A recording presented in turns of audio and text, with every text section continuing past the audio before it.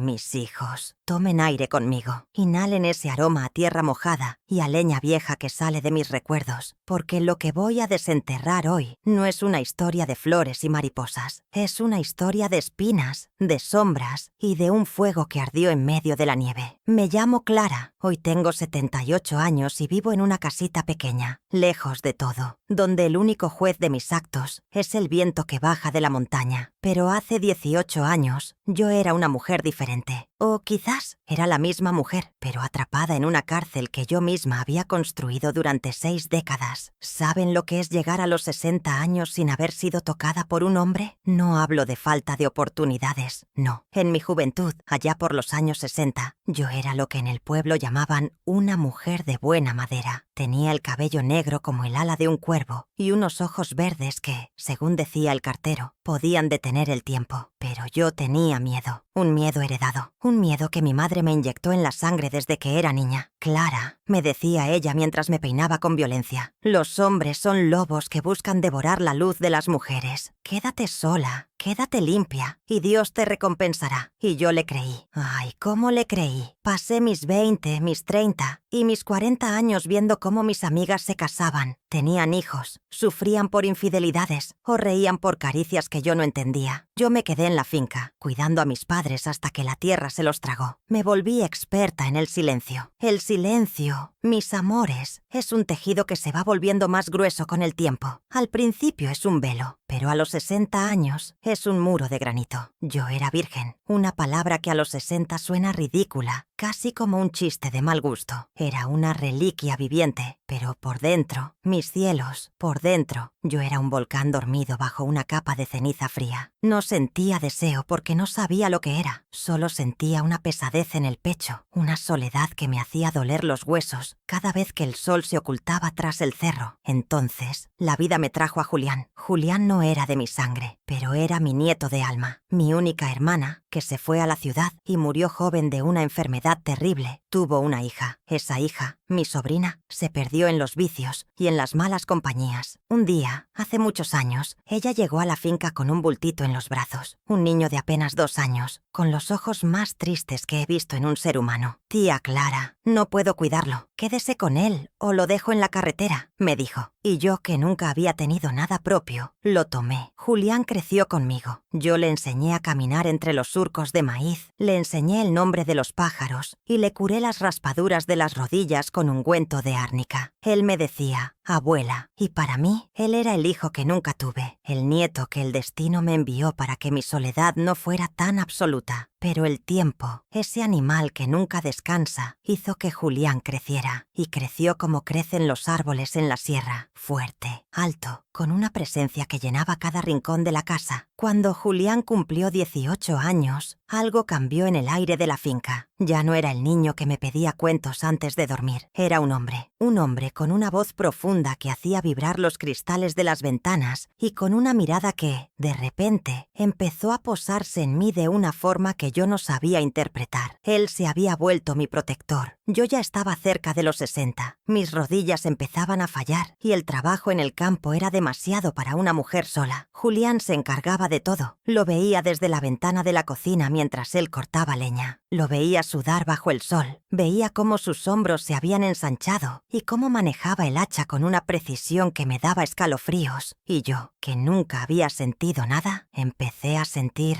inquietud. Una inquietud que me hacía avergonzarme. Me sorprendía a mí misma mirándolo más de la cuenta. Me sorprendía escuchando sus pasos en el pasillo por la noche. Me decía a mí misma, Clara, es tu nieto, es el niño que criaste. Estás loca, la vejez te está dañando el juicio. Pero Julián también me miraba, no como se mira a una abuela cansada. Me miraba con una intensidad que me recordaba que yo, a pesar de mis 60 años, todavía era una mujer que nunca había florecido, pero que seguía viva. Mis amores, antes de seguir con esta parte que me hace temblar las manos, necesito que me escuchen. Sé que muchos de ustedes se sentirán escandalizados, pero antes de juzgar, piensen en lo que son 60 años de soledad absoluta. Piensen en 2 almas perdidas en medio de la montaña, donde la única ley es la necesidad de calor. ¿Alguna vez se han sentido tan solos que el mundo desaparece? Cuenten aquí abajo. Desahóguense y por favor, denle me gusta al video y suscríbanse. Esta historia es larga y necesito su compañía para llegar al final. ¡Sigamos! Era una noche de invierno, una de esas noches donde el frío se cuela por las rendijas de la madera y parece que la sangre se va a congelar en las venas. Estábamos sentados frente a la chimenea. Yo estaba tejiendo una manta de lana gris y Julián estaba sentado en el suelo, afilando su cuchillo de monte. El único sonido era el crepitar de la madera quemándose y el roce del metal contra la piedra de afilar. «Abuela», dijo él de repente, sin levantar la vista. Su voz sonó más grave que nunca en el silencio de la sala. «Dime, hijo», respondí, tratando de que mi voz no delatara el nerviosismo que sentía. «Usted nunca me ha contado por qué se quedó sola. ¿Por qué nunca hubo un abuelo en esta casa? Una mujer como usted. No es normal que haya pasado la vida sin nadie». Dejé caer las agujas de tejer. Mi corazón empezó a golpear mis costillas con una fuerza que me mareó. Cosas de la vida, Julián. Mi madre me enseñó que la soledad era más segura, y yo le hice caso. Él dejó el cuchillo, se levantó lentamente y se acercó a mi mecedora. Se arrodilló frente a mí, poniendo sus manos grandes y calientes sobre mis rodillas cansadas. El calor de su piel atravesó la tela de mi vestido y me quemó. «La soledad no es segura, Clara», me dijo, y por primera vez en 16 años no me llamó abuela. Usó mi nombre. «La soledad es una muerte lenta. Yo lo veo en sus ojos. Usted tiene sed, una sed que tiene 60 años esperando ser saciada». Yo quería apartarlo, quería gritarle que era una falta de respeto, pero mis labios no se movieron. Estaba paralizada por la verdad de sus palabras. Él me miró fijo, y en sus ojos vi una llama que no era la de la chimenea. Era la llama del deseo, pero también de una gratitud deformada, de una necesidad de posesión que solo nace en los lugares donde no hay nadie más. «Julián, eres mi nieto», alcancé a susurrar, aunque mi voz era apenas un soplo. «No soy su sangre, Clara. Usted lo sabe. Yo no soy nada de este lugar, excepto lo que usted hizo de mí. Y ahora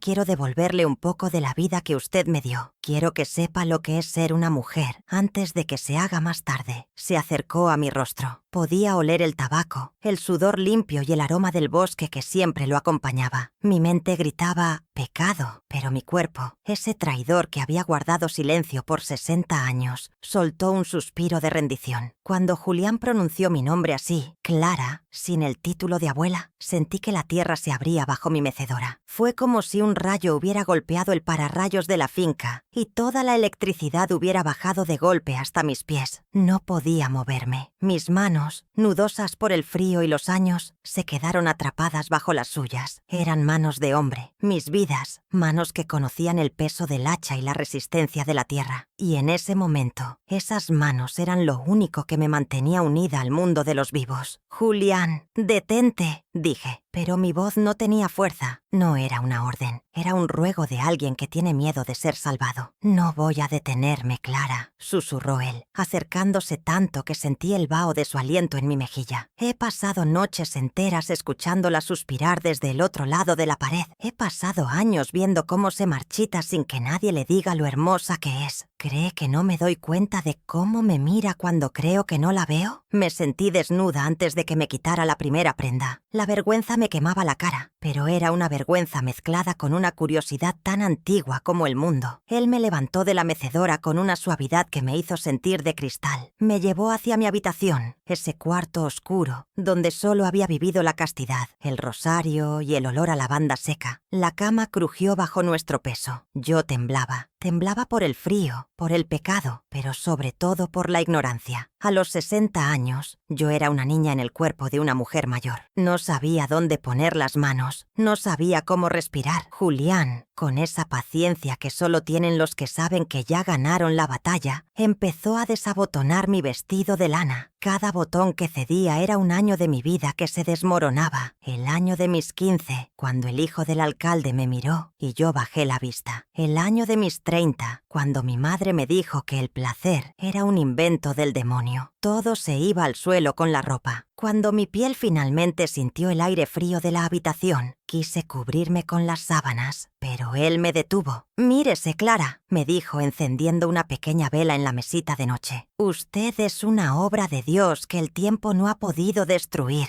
Su piel es blanca como la nieve de la cumbre y su corazón late más fuerte que el mío. Lo que pasó después, ¡ay, mis cielos! ¿Cómo les explico el descubrimiento del fuego a quien nunca ha sentido calor? Julián me hizo suya con una mezcla de respeto y hambre que me dejó sin aliento. Fue doloroso, sí, porque mi cuerpo se resistía a entregar su tesoro de 60 años, pero fue un dolor que sabía a liberación. Fue como si una espina que llevaba clavada en el alma desde que nací finalmente fuera arrancada. Esa noche, bajo las cobijas de lana pesada, descubrí que mis manos también sabían acariciar. Descubrí que mi cuello podía arquearse de placer y que mi voz podía soltar gemidos que no tenían nada que ver con el sufrimiento. Julián no me trató como a una anciana, me trató como a su mujer, y en ese sótano de mis instintos, yo florecí por primera y última vez. Mis amores, antes de que pasemos a la mañana siguiente, cuando la luz del sol nos obligó a mirar lo que habíamos hecho, quiero preguntarles algo muy serio. ¿Es el pecado algo que se mide por las leyes de los hombres o por la paz del corazón? Yo me sentía pecadora ante el pueblo, pero me sentía viva ante Dios por primera vez. Dejen si creen que el derecho a ser amado no tiene edad ni fronteras. Y por favor, suscríbanse. Estamos construyendo un relato que necesita de su apoyo para ser contado sin censura. Digan de qué país me escuchan. La mañana llegó con una crueldad blanca. El sol de invierno rebotaba en la nieve y entraba por la ventana, iluminando cada rincón de mi habitación. Me desperté y por un segundo la paz me envolvió. Pero luego sentí el calor de Julián a mi lado. Vi su espalda ancha, sus cicatrices de trabajo, y la realidad me golpeó como una piedra. «Dios mío, ¿qué he hecho?», susurré, tapándome la cara con las manos. Julián se despertó y me abrazó por la cintura. «Hiciste lo que tenías que hacer, Clara. Vivir. Es un escándalo, Julián. Eres el niño que crié. El pueblo. Si se enteran, nos quemarán vivos. Me llamarán loca. Te llamarán aprovechado. Que digan lo que quieran», respondió él con una calma que me asustaba. «En esta montaña no hay pueblo. Solo estamos nosotros. Yo no me voy a ir de aquí. Usted me salvó de la carretera cuando era un bultito de carne, y yo la voy a salvar de la soledad ahora que el mundo la olvidó». Ese día intenté retomar mi rutina. Preparé el café, puse las tortillas en el comal, pero mis manos temblaban. Cada vez que Julián pasaba cerca de mí y me rozaba el hombro, yo sentía que el piso se movía. No era solo el miedo, era la adicción. El cuerpo, mis vidas, tiene una memoria terrible. Una vez que conoce el calor, ya no sabe vivir en el frío. Pero el pueblo siempre tiene ojos. Mi finca estaba alejada, sí, pero no era invisible. El cartero, don Manuel, llegó a los 2 días. Yo estaba en el porche y Julián salió de la casa sin camisa, secándose el sudor después de haber limpiado el establo. Don Manuel se quedó paralizado. Julián no se escondió. Al contrario, caminó hacia mí y, frente a los ojos del cartero, puso su mano en mi cintura con una propiedad que gritaba la verdad a los 4 vientos. «Buenos días, don Manuel», dijo Julián con la voz firme. El cartero ni siquiera me entregó las cartas en la mano. Las dejó sobre la mesa de madera y se fue casi corriendo, murmurando entre dientes. Yo supe en ese momento que la noticia correría por las calles de Hidalgo como un río de lodo. Sabía que las señoras de la iglesia, las mismas que yo llamaba amigas, estarían afilando sus lenguas. «Se va a armar un lío grande, Julián», le dije entrando a la casa. «Que se arme», respondió él. «Usted y yo no le debemos nada a nadie. Lo que pasa bajo este techo es nuestro». Pero no fue así de simple. Una semana después, escuché el motor de varios autos acercándose. Eran mis primos y un par de vecinos del pueblo. Venían con caras de entierro y el juicio en la punta de los dedos. Se bajaron de los coches como si vinieran a un exorcismo. «¡Clara! ¡Sal de ahí ahora mismo!», gritó mi primo Esteban, un hombre que nunca se había preocupado por si yo tenía leña en invierno, pero que ahora parecía el defensor de la moral familiar. Salí al porche. Julián salió detrás de mí, con el cuchillo de monte en el cinturón y una mirada que prometía violencia si alguien daba un paso en falso. «¿Qué quieren?», pregunté, tratando de mantener la dignidad de mis 60 años. «Sabemos lo que pasa. Don Manuel lo vio. Es una indecencia. Ese muchacho es tu nieto, Clara. Estás perdiendo la razón. Venimos a llevarnos a Julián para que responda ante la ley y a llevarte a ti a la capital para que te revise un médico de la cabeza». Allí estaban, mis vidas, parados frente a mi porche como si fueran los jinetes del apocalipsis. Mi primo Esteban, con su camisa de cuadros bien abotonada y esa cara de juez que nunca le dio un peso a mis padres cuando estaban agonizando. Y los vecinos, gente que yo había saludado con respeto durante décadas, ahora me miraban como si fuera una criatura del pantano. «¡Indecente!», me gritó una de las mujeres desde atrás. «¡Vieja sucia!», gritó otra. Yo sentía que el mundo se me venía encima. Mis piernas, que ya no eran las de antes, empezaron a flaquear. Quise sostenerte del poste del porche, pero antes de que pudiera caer, sentí el brazo de Julián, un brazo de acero que me rodeó la cintura y me pegó a su pecho caliente. «¡Nadie da un paso más!», rugió Julián. Su voz no era la de un muchacho de 18 años, era el rugido de un león defendiendo su territorio. «Esta es la casa de Clara, y ella no va a ninguna parte. Es un niño, Clara. Lo tienes hechizado», gritó Esteban, dando un paso al frente con un palo en la mano. «Suéltala, muchacho, antes de que llamemos a la policía de la ciudad y te pudras en la cárcel por aprovecharte de una anciana loca». Julián se rió, una risa amarga que me recorrió la espalda. «¿Anciana loca? ¿Ahora se preocupan por ella? ¿Dónde estaban ustedes cuando nevó el año pasado y Clara no tenía qué comer? ¿Dónde estaban cuando se le rompió el techo y yo tuve que subirme con fiebre a arreglarlo? Ustedes la dejaron morir en vida durante 60 años. Yo soy el único que la ha hecho sentir que es un ser humano». «¡Cállate, animal!», gritó mi primo, y se abalanzó hacia el porche. Lo que pasó después ocurrió en un suspiro. Julián no sacó el cuchillo. No hizo falta. Con un solo empujón de su hombro, mandó a Esteban al suelo de tierra. Los otros vecinos retrocedieron, asustados por la fuerza bruta de ese muchacho que habían visto crecer, pero que ya no reconocían. «Váyanse de mi propiedad», grité yo, recuperando mi voz desde lo más hondo de mis entrañas. «Váyanse, o yo misma llamo a las autoridades por invasión. Julián no me ha hecho nada que yo no haya querido. Soy una mujer de 60 años y soy dueña de mi cama y de mis pecados».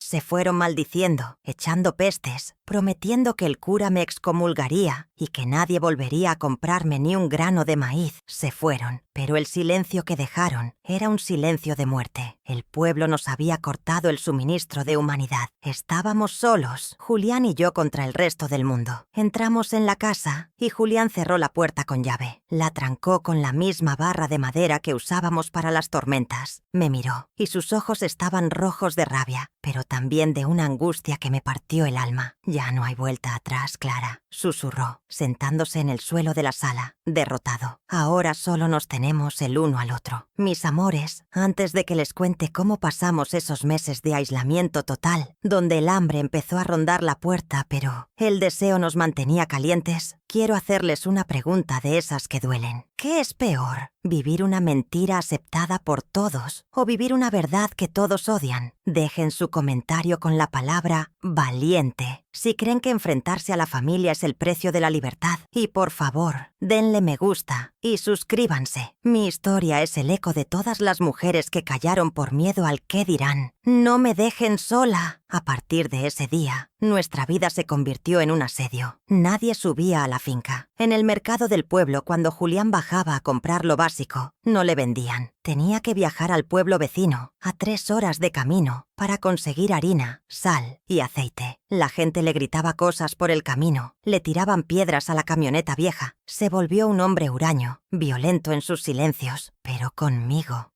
conmigo era otra cosa. En la intimidad de esas paredes de adobe, el tiempo dejó de existir. Ya no había mañana ni tarde, solo había nosotros. Julián se volvió mi mundo entero. Él era mi nieto, mi hijo, mi amante y mi carcelero. Porque sí, mis vidas, la soledad compartida tiene una trampa. te vuelves dependiente del único aire que tienes para respirar. Empecé a notar que Julián ya no me dejaba asomarme a la ventana. «Es por tu bien, Clara», me decía con una voz que ya no era tan dulce. «Afuera solo hay gente mala que quiere separarnos. Aquí adentro estás segura conmigo». Yo le creía, porque necesitaba creerle. Pero mi alma de 60 años empezaba a sentir un nuevo tipo de frío. El frío de la obsesión. Julián no me dejaba ni un minuto sola. Me seguía por la casa. Me miraba mientras cocinaba. Me despertaba en la noche para poseerme con una urgencia que ya no sabía a descubrimiento, sino a desesperación. Era como si quisiera devorarme antes de que el mundo nos alcanzara. Un día, mientras él estaba en el establo, escuché un silbido afuera. Era don Manuel, el cartero. Se había acercado a pie, escondido entre los pinos. «Doña Clara», susurró desde la cerca, «aproveche que el muchacho no está. Su primo Esteban está organizando a la gente. Van a venir por la fuerza. Dicen que usted tiene síndrome de Estocolmo, que está secuestrada. Váyase conmigo ahora, antes de que corra sangre». Miré hacia el establo. Julián estaba ahí, ajeno a todo. Miré a don Manuel. Su mano me ofrecía una salida, una vuelta a la normalidad, al respeto del pueblo, a la soledad limpia de antes. Pero miré mi cuerpo, miré mis manos que ahora conocían el calor, y sentí un terror más grande que el de la cárcel, el terror de volver a ser invisible. «Váyase de aquí, don Manuel», grité, pero con lágrimas en los ojos. «Dígale a Esteban que no venga. Dígale que yo elegí este infierno porque mi cielo estaba vacío». El cartero se fue negando con la cabeza. Y justo en ese momento, Julián salió del establo. Había escuchado el final de la conversación. Caminó hacia mí, lento, con esa zancada de cazador que tanto me gustaba y tanto me asustaba ahora. Me tomó del rostro con una fuerza que me hizo gemir de dolor. «¿Qué quería el viejo?», preguntó, apretando sus dedos en mi mandíbula. «Nada, Julián. Quería que me fuera, pero le dije que no». Él me miró con una mezcla de amor y locura que me hizo comprender que ya no había salvación para nosotros. Me besó con furia, un beso que sabía a hierro y a miedo. «Nadie te va a llevar, Clara. Prefiero quemar esta finca con nosotros adentro que dejar que te lleven de vuelta a esa muerte en vida». Esa noche, Julián hizo algo que me terminó de romper el corazón. Clavó tablas en las ventanas de la planta baja. Dejó la casa en una penumbra perpetua, iluminada solo por velas y por el fuego de la chimenea. «Ahora sí estamos seguros», dijo, abrazándome contra su pecho. Y yo, a mis 60 años, virgen de alma hasta hacía unos meses, me encontré viviendo en una fortaleza de amor y terror, esperando el día en que la puerta cayera. Esas tablas clavadas en las ventanas, cada martillazo de Julián, resonaba en mi pecho como si cerraran mi propio ataúd. Pero, al mismo tiempo, había una terrible dulzura en aquella oscuridad. Vivíamos a la luz de las velas, como si el tiempo hubiera retrocedido 100 años. El olor a cera derretida se mezclaba con el del guiso que estaba cocinando y el de la piel de Julián, que nunca me abandonaba. «¿Tienes miedo, Clara?», me preguntaba en las noches en que el viento aullaba afuera, intentando arrancar el techo. «Tengo miedo de perderte, Julián», respondía yo, y era la más pura verdad. Ya no temía al pecado, ya no temía al infierno. Mi único infierno era la idea de volver a ese silencio de 60 años, donde nadie me tocaba, donde nadie sabía mi nombre. Pero el destino, hijos míos, no duerme, y la ignorancia de un pueblo enfurecido es más peligrosa que cualquier tormenta. Era martes, poco antes del amanecer. Hacía tanto frío que el agua de los cubos tenía una capa de hielo. De repente, no fue el viento lo que despertó la casa, fue el sonido de motores, muchos motores, y luces brillantes que se filtraban por las grietas de las tablas que Julián había clavado. «¡Ya llegaron!», susurró Julián saltando de la cama. No se puso la camisa, solo agarró sus pantalones y su fiel daga. La luz de las antorchas del exterior danzaba en las paredes de la habitación, creando sombras monstruosas. «¡Sal de ahí, Julián! ¡Sabemos que la tienes prisionera!», gritó la voz de mi primo Esteban, amplificada por un megáfono. «Trajimos a la policía y a los hombres del pueblo. No tienes a dónde ir».